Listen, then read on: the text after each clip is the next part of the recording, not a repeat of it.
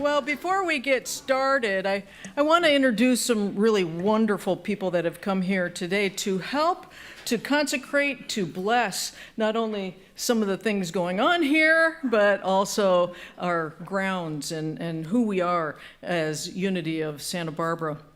These individuals are my soul family. And in fact, when Steve and I got married, we had all of them do our ceremony. When you have friends as ministers and you go, which one shall I choose? And you go, oh, let's just pick them all. So first and foremost, I want to introduce Reverend Beth Ann Suggs and her wife, Nancy. Beth Ann and I went to Unity Ministerial School together, and we've known each other since I'm 21 years old. So 41 years, definitely, 41 years. She's sworn, there she is. She's sworn to secrecy because there's a lot she has seen me through, I gotta tell you. And her wife, Nancy. Nancy, you want to stand just for a second?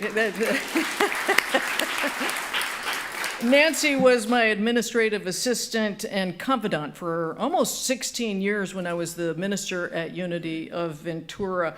And with them is one of the best moms around, and that's Nancy's mom, Helen DeCandia. My darling Steve has a crush on her. And then we have Reverend Cat Connect and Cat and her husband Curtis. Curtis, you gotta stand. They have been such lights in my life, and they're both therapists, so they've seen me through some really tough times, and I'm most grateful for them. And then we have Reverend Karen Wiley and her husband Danny. Why don't you guys stand? They always offer such fun, love, and laughter. That is guaranteed. And then I also want to just take a moment to ask the Unity of Ventura folks to stand, because I'm so grateful for you. If you'll just stand, I thank you so much for being here.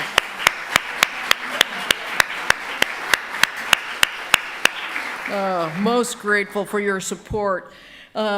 Because they're lending their consciousness here today as we do something very, very special. They're a part of this bright light that we're going to be celebrating here today. I also want to just take a moment to thank my husband, who he's been called to do some work for his sister today, but I got to say, Steve contributed to driving Miss Cathy across the country in a U-Haul, and I am most grateful. Yes,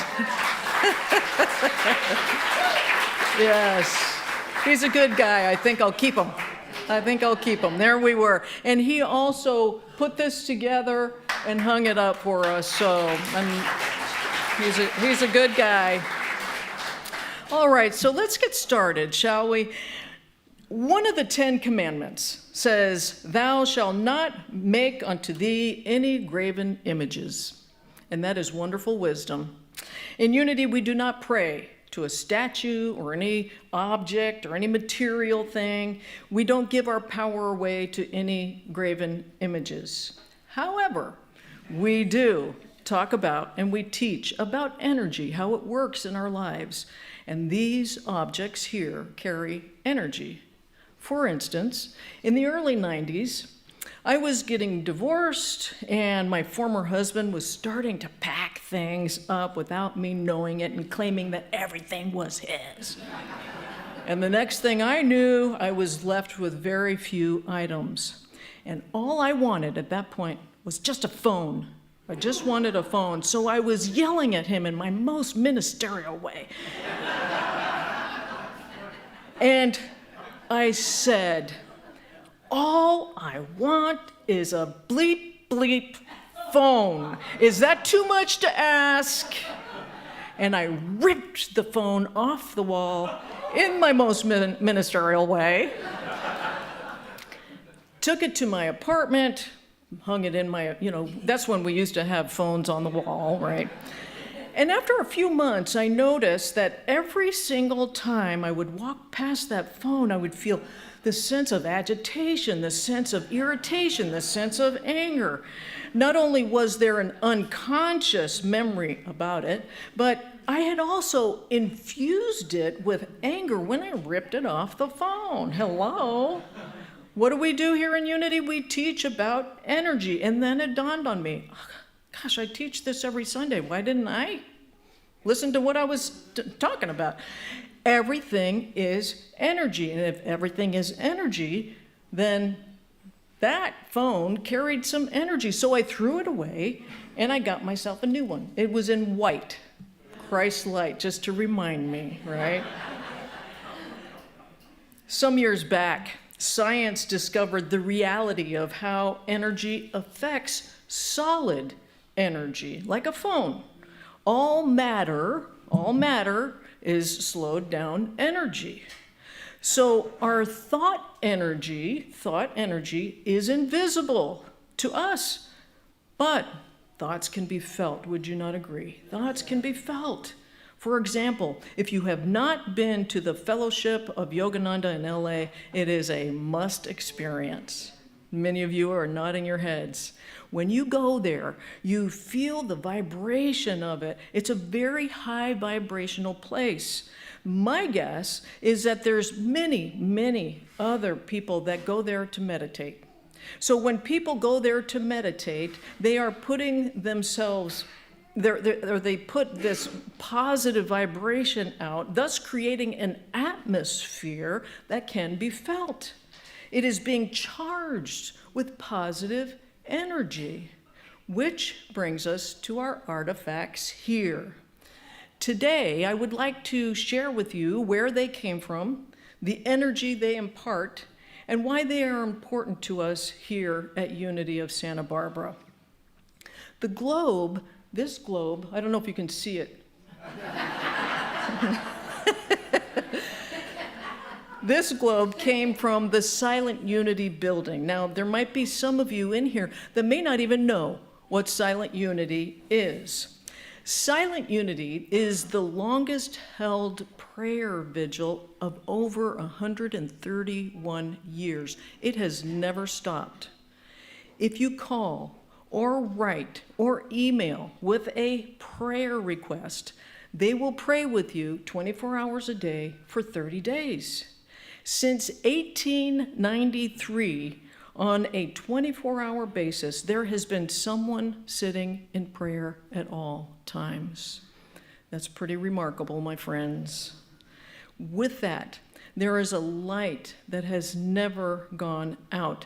They either had a candle in the earlier days, electricity, or if the power went out, they had a generator that was backed up the power. But the light always has remained on. In fact, they would say, Silent Unity, the light that shines for you.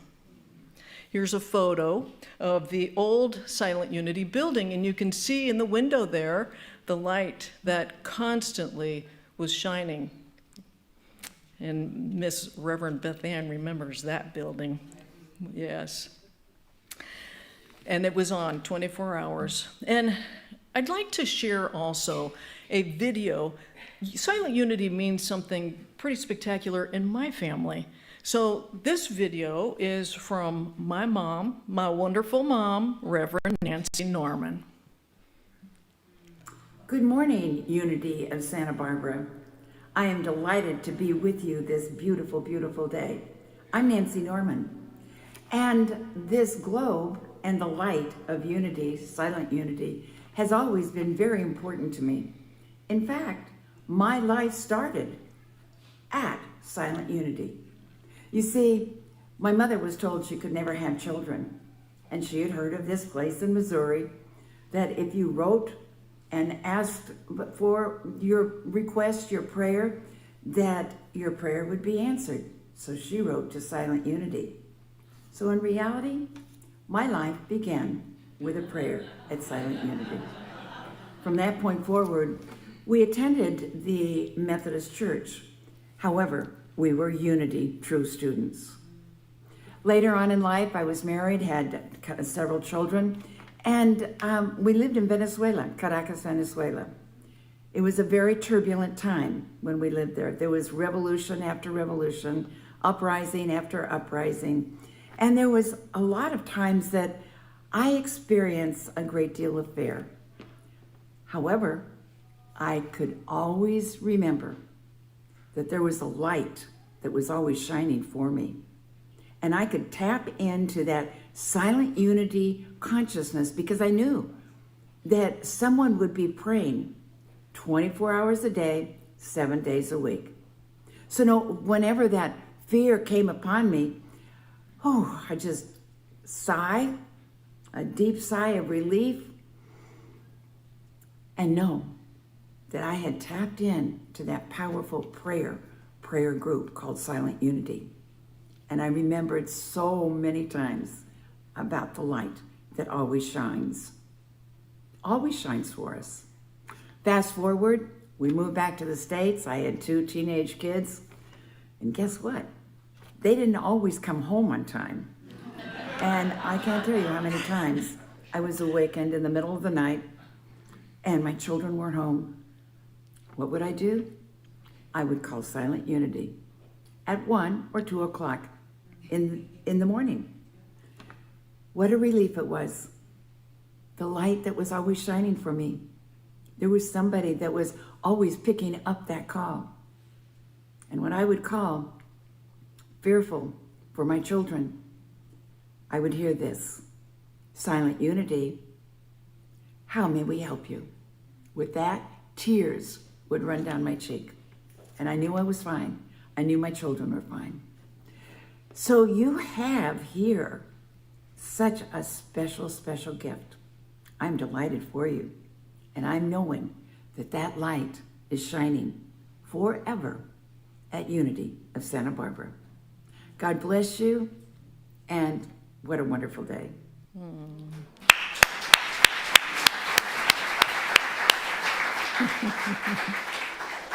She might have been exaggerating slightly about me being. Anyway, in 1988, Reverend John Strickland was the director of Silent Unity at the time, and he helped to build a bigger Silent Unity because under his tenure, telephone prayer requests dramatically grew from 350,000 calls to approximately 700,000 calls a year. So, of course, a bigger facility was needed. That newer building that was built and is still there on the grounds is 78,000 square feet. It's huge. So Reverend Strickland was asked at one time what Silent Unity meant to him, and he said, it's a rock and an anchor and a shelter in a storm. Isn't that beautiful? But if the light of unity always shines for you, how do you get the light from the old building that I showed you earlier to the new building? Like, how do you get that consciousness from one to the other? To tell us about that process is my dear friend, John Strickland himself on Zoom. There he is! Let's see. We got to get your audio, my darling. Hold on. This is the great experiment. How about now? Can you hear me now? Oh yeah! That sounds like a phone commercial, but maybe that's a Silent Unity commercial because they always hear you now. That's it. I love it. I love it. Hey, my darling, I wanted to ask you, so you were a huge part of our expansion, and what was that like? Because you had to take, basically in my mind, the light consciousness from the old Silent Unity building to the new one. Can you tell us how that went? I would love to tell that story. As we were building that new building, people in the beloved old building were saying, well, the new building won't have the same consciousness. It won't have the same energy. It just won't be the same. And I said, that's right. You see, the architects could design a new building, and it's beautiful, and the contractors and the workmen could build it, but it's up to us to take the light, the energy, the healing prayers, the loving, prospering prayers from the old building to the new building. So we created a ritual. And it was really kind of fun. We got a beautiful lantern and put it in that lighted window in the old building, and we were going to carry it across to the new building. And we had people like James Dillett Freeman. You probably know one of the great, great figures of all time in Unity, and his wife Billy, and Dorothy Pearson, who for many years was up in Sacramento with her husband Phil. And we got them, and we marched it from the old building, handing it to different people, and eventually they handed it to me, and I handed it to Silent Unity workers who took it up in the new building. Then we turned out the lights in the old building and flipped a ceremonial switch, and that was flipped by Charles R. Fillmore, the grandson of the founders, and Connie Fillmore, the great granddaughter. And the lights came on, and that cupola that you see shining, it was important that could be seen from the highway on the west side down below, so as people drove by, they would know that light was on. And that is a tradition that was very, very important to us. So we passed the light ceremoniously, but we took the energy, and I said, all the thoughts and the prayers and the words and the songs and the meetings and the classes that go on in that new building, we are adding the consciousness to the walls and the fabric of that building. And it was very successful. And we were so proud of that building and of having passed the light from the former building, although we didn't take all the light because that building became the education Right. facility. So the light is shining everywhere brightly at Unity's headquarters. Oh, I love that. That's so fantastic. John, thank you. We love you. We appreciate you. Thank you. Likewise. Oh, you are a doll. Well, so you got to see the old light that shined and then the new light that shined. And that building, for both buildings especially, that building the new one has been infused with holy prayer 24 hours a day. And this globe has been a part of that. Hundreds and thousands of people since 1998 come from all over the world just to be a part of that building. And you can see right there, there's our globe. As soon as you walk into the building, that's what you would see. And so, my friends, we are richly blessed to have such a gift here with us. Now, let me tell you about the wings. Some of you are probably going, what are those wings all about? Well, these wings in particular are solid brass. They are extremely heavy. It takes two people really to lift them up. In fact, we had to have a team of people put that one up there. It wasn't just a one-man job or two-man job. We had to have a number of people put that up. And they were specifically made in 1971, and the new chapel at the time was erected, and you could seat 1,100 people. It was huge, just this huge building. And to tell you a little bit about the symbology of these wings, we have another dear friend of mine, Reverend Michael Schoonover. Unity of Santa Barbara. My name is Reverend Mike Schoonover, and I'm from Unity Way Church down in Vista, California. Actually, Reverend Cathy's original church that she attended with her mother and her family.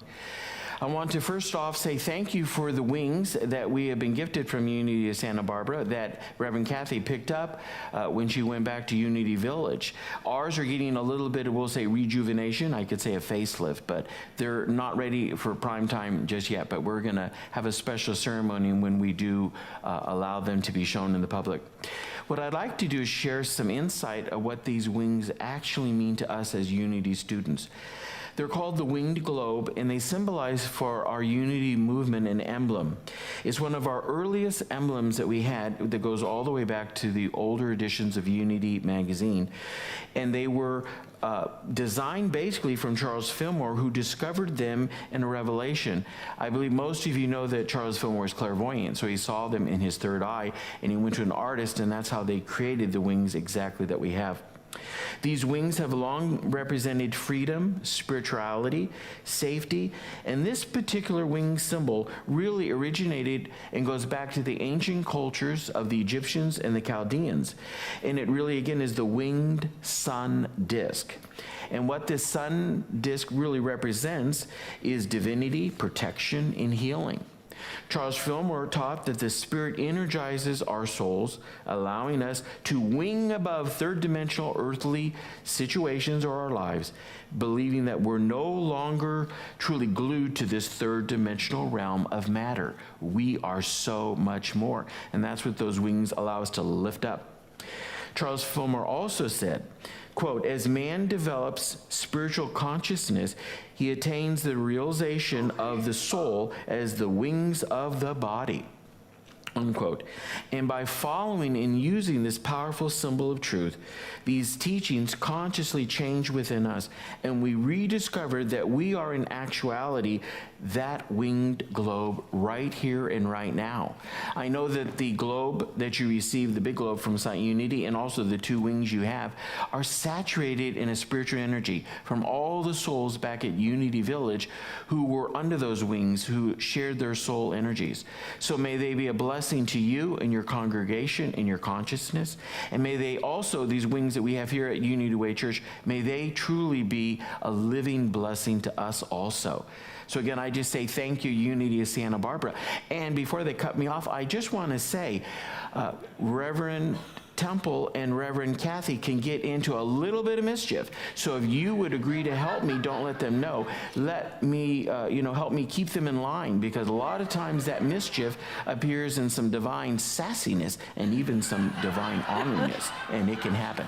I'm just kidding. Have a great Sunday. Know that the two spiritual leaders that you have are speaking truth that really transforms lives.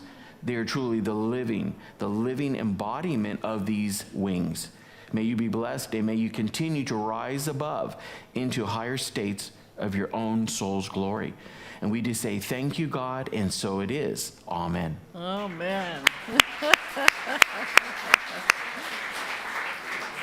So let me just tell you a little bit about the wings that we have. So this one up here, we call it the shiny wing because they were in kind of poor shape. I gave the worst one to Michael. And so anyway, they were part of a podium that was in our big chapel that seated 1,100 people. And so we'll show that one there. See that big podium? That's where that one was, on that podium. That's Chris Chenoweth, dear, most cherished friend who passed away last year, but just a great soul. But many fantastic teachers and authors and masters stood behind these wings on Sundays, during retreats, during special classes. Some teachers and authors that you might know: Wayne Dyer, Eric Butterworth, Louise Hay, Martha Judici, Ed Rabel, my favorite, Edwin Gaines, James Dillett Freeman, yours truly. I did a Sunday service there. I've never been so nervous in my entire life. The list goes on and on and on. The other wing here was at the entrance of that big building. And those, in fact, I told Reverend Beth Ann, I said, man, if those wings could talk, I would love to just interview these wings, but they have energy. I'll just put my hand on them. Yeah. So, my friends, we didn't just bring over items from Unity Village. We brought over a consciousness, an energy that will continue to bless us greatly. And we are most grateful to Unity Village for these wonderful gifts. I'm going to ask you if you will just give them a hand. They're watching right now.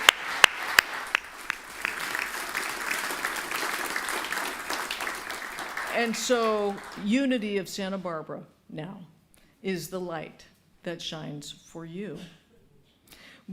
Our plan is that our globe will have a light in it, and it will continually shine, and it will always shine for you as we teach the Unity Master Truths here, and also as we continue to hold you in our highest prayers.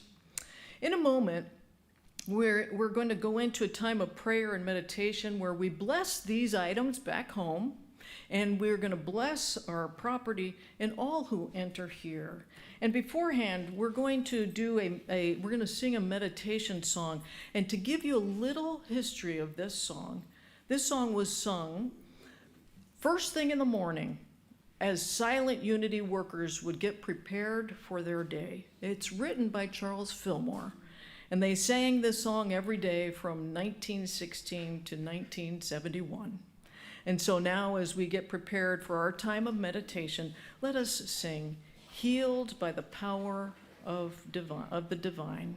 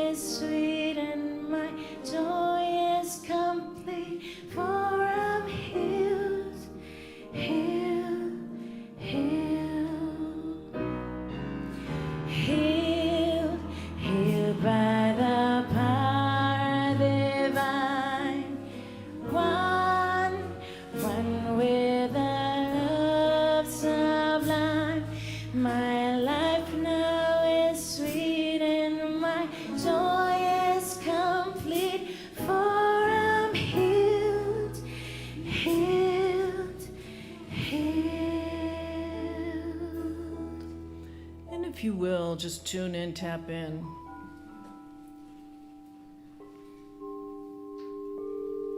There is a power and a presence right here, right now, that is greater than any circumstance, mightier than any condition.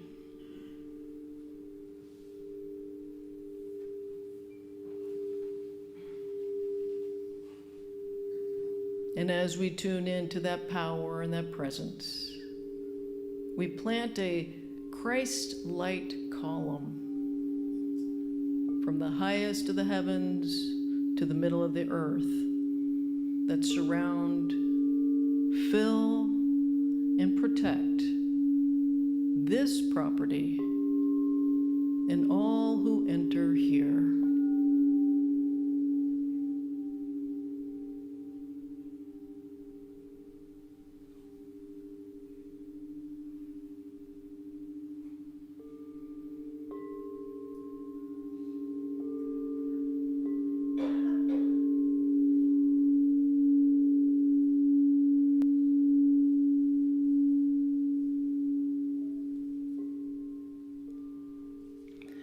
And in this light column, we know that we have friends in high places as we call forth that which is sacred to us. It can be the Buddha, Mother Mary, saints, archangels. Let's call them forward. Whatever is sacred to you.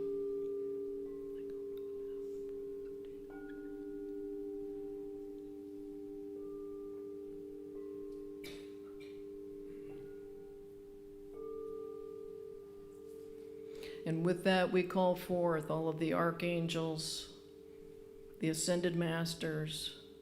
We call forth all of the teachers, the profound teachers from Unity that have gone on, but they are a part of this Unity experience. the Fillmores.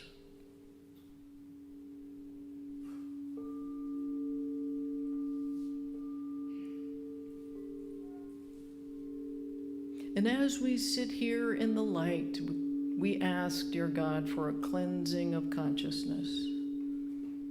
We ask for this light to just enter into our minds, our hearts, our bodies, and allow every part of our being to be healed at depth.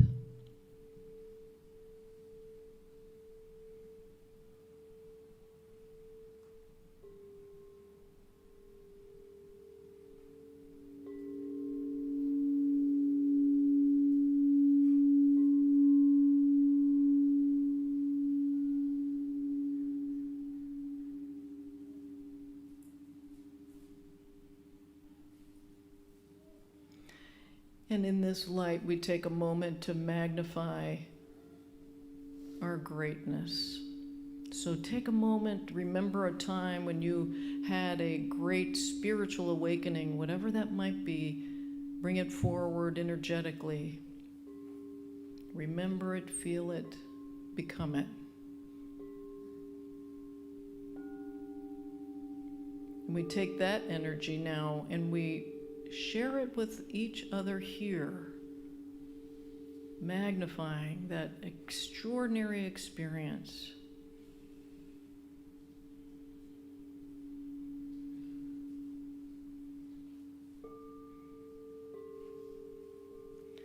And it is in this magnified energy that we welcome the globe and the wings to be a part of this consciousness. So I'm going to ask each of you now to just send your blessing to these items, for they have blessed us greatly.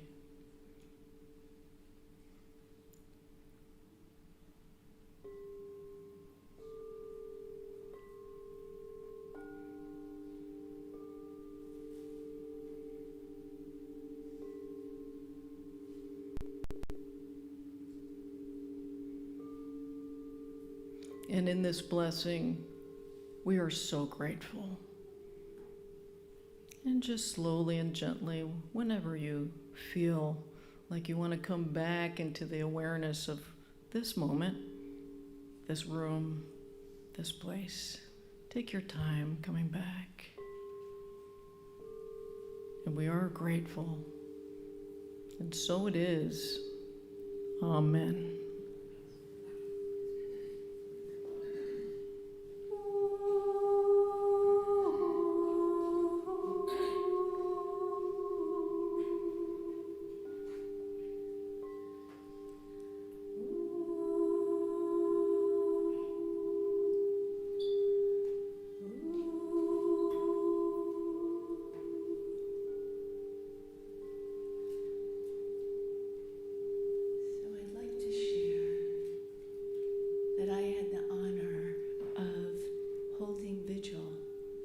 in silent unity at the chapel. It was like walking into a river of prayer. And I got such a clear message from Myrtle Fillmore. So think, over 100 years, those prayers had been going. And Myrtle said, "The prayers are still the same, my dear. The clothing and the transportation may have changed, but the prayers are still the same. From lost dogs to lost jobs, from broken bones to broken hearts, the prayers are still the same."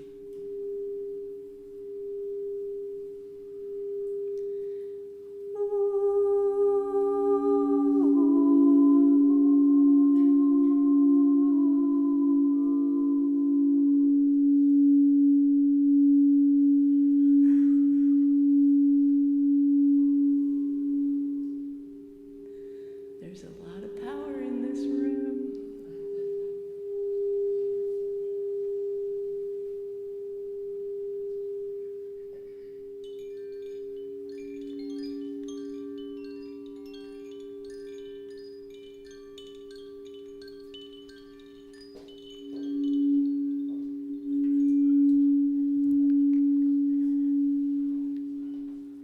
Wow.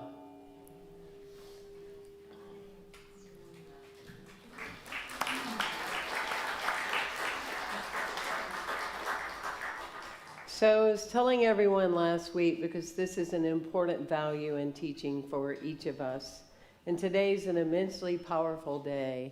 I was getting the download a while ago of what a day for all of us to intend and invoke something that we want to call into our lives. Shall we? We can all do that today, tonight in our journal or whatever, because we're drawing from this immense goosebump, God bump energy, yes? But I was telling him last week how about a year ago, Cathy and I had a heart share, which we do quite often. And that being said, we talked about how we love the idea of the wings with unity, and how the teaching of that had always been, to me and to Rev Cathy, the importance of the unity teaching, of how we rise above conditions, etc., all that. And that being said, so that was a year ago. And then Reverend Cathy took a group to Unity Village and happened to be invited to go and look in the basement, and then discovered these amazing artifacts. And so there's an intention, but then we pay attention to what we're bringing in and what is possible. So I just want to thank our team here at Unity of Santa Barbara, and I want to thank Sherry for our press and media, and just our entire staff for their dedication. Let's give them some love. We're all very clear here that it's a we, and it's very moving. And I would like to acknowledge all of you that donated for the cause of the road trip, and Willie Nelson, on the road again with Rev Cathy and Steve, and everything. So let's honor those who gave. Yes.